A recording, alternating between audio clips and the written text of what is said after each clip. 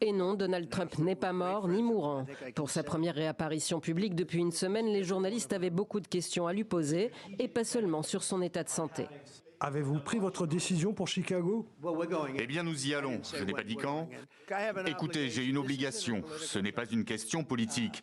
J'ai une obligation quand 20 personnes ont été tuées au cours des 2 dernières semaines et demie et que 75 autres ont été blessées par balle. Après Los Angeles et Washington, Chicago doit donc se préparer à l'arrivée prochaine des réservistes de la Garde nationale.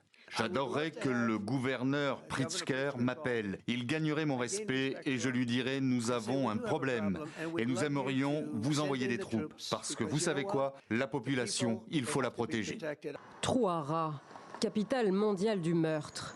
Chicago serait même la ville la plus dangereuse du monde, selon le président américain. La réponse du gouverneur démocrate de l'Illinois ne s'est pas fait attendre. Je refuse de jouer à nouveau à un jeu de télé-réalité avec Donald Trump.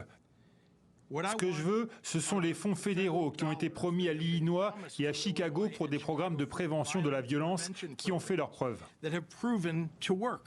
Le taux d'homicide a baissé de 50% en 4 ans, assure J.B. Pritzker, pour qui cette décision n'a rien à voir avec l'insécurité.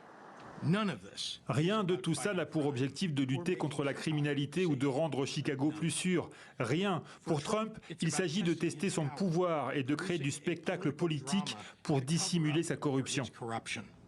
En prévision du déploiement des troupes, le maire de Chicago a signé un décret samedi interdisant à la police de la ville de collaborer avec les autorités fédérales.